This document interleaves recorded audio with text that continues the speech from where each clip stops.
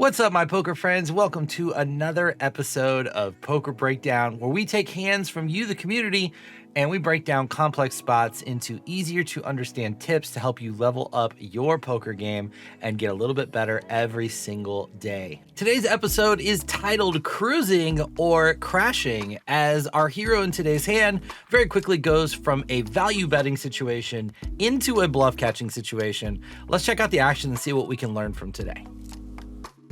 It folds to our hero in the cutoff, and now we have a decision about whether we're going to open on 60 big blinds or not. I commonly get asked the question, which opening chart should we use in a situation where we have one stack, but our opponents behind us remaining to act have a smaller stack? And the answer is, it's a little bit complex. We kind of need to blend both strategies.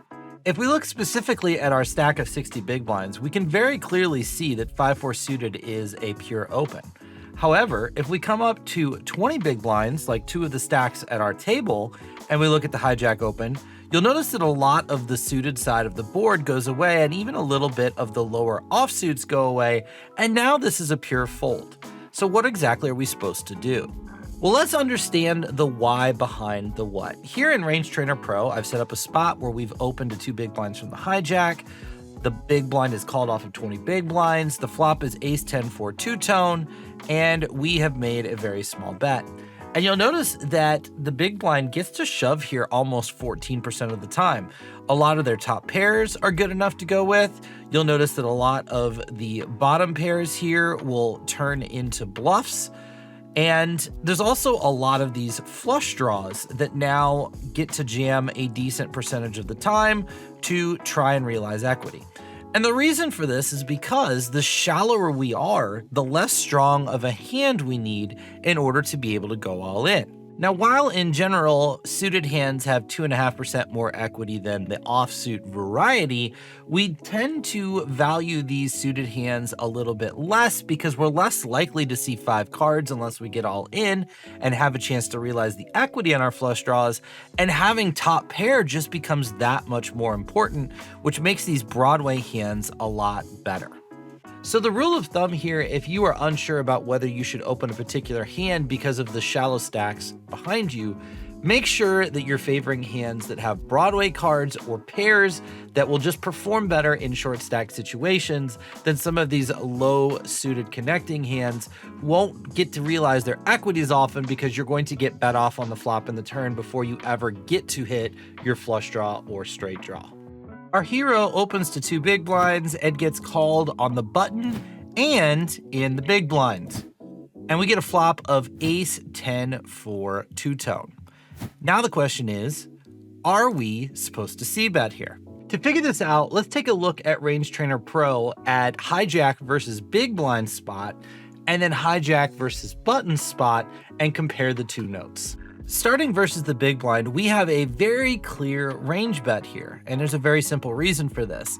We can have pocket aces, we can have pocket tens for a set, we can have ace king, ace queen, ace jack, ace 10, and our opponent is 3-betting all of these hands. So when the board comes ace 10 4 like this, we have the nut advantage and we have more aces in our range and tens in our range than our opponent does, so our entire range benefits just from betting really small. Now let's take a look at a betting versus the hijack, and this chart looks dramatically different. And the reason it looks different is because we are out of position, and so we have to tread way more carefully. You'll see that we're actually checking back aces here. We're betting our best aces for value, and then you'll see that we can't find out what we actually do with 4-5 suited here because we wouldn't be opening at 20 big blinds effective.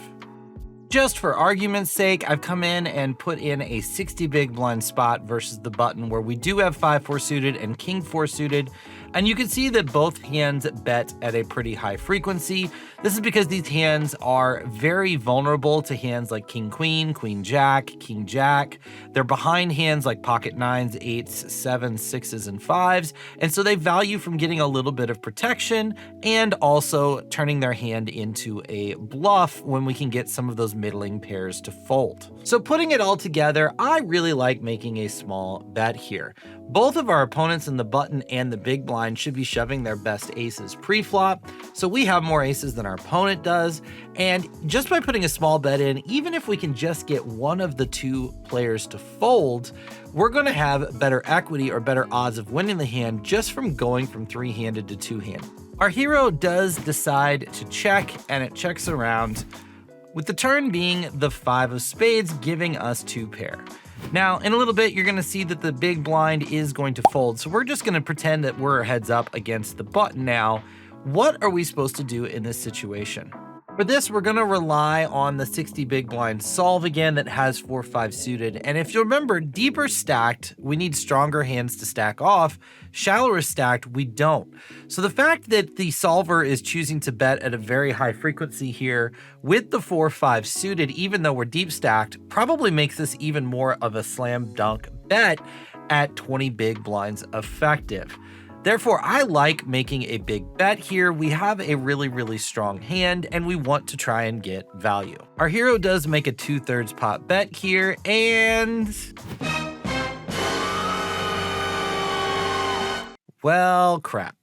Can I just say I really freaking hate spots like this, but they are unavoidable in poker, and we have to get good at coming up with a decision process to overcome these types of situations. So my plan was to come back over to the 20 big blind solve. Even though 4-5 suited isn't in there, we can kind of see what types of hands our opponents are supposed to shove here and make a decision from there.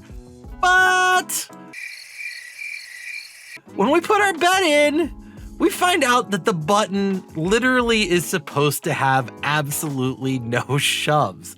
I don't think I've ever seen this before. There's 30.4 big blinds in the middle, and it is 14.5 to call here, so we're getting a little over 2-1.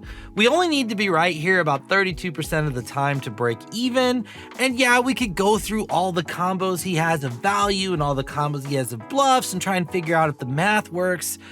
But at the end of the day, this is more often than not in low and mid stakes tournaments going to come down to, do you think your opponent is a spaz?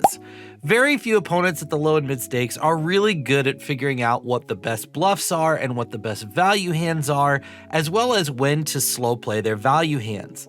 They tend to be very value heavy and very bluff weak. So in general, in these tournaments, you're going to do well by over folding or hero folding in these spots. As played, our hero does decide to make a call with all of the information he had available to him, and our opponent turns over Queen Jack with no spade. This would definitely constitute a hand that you probably shouldn't be turning into a bluff. You want to probably have at least one spade in your hand to go with your gut shot straight draw here, also to effectively block nut flush draws. So this is a player that I would definitely tag as someone who can make some really loose, aggressive bluffs. I hope you picked up some new cool tips and tricks here in the video. As always, smash that like button and hit the subscribe button as well so you can get notifications when new episodes come out.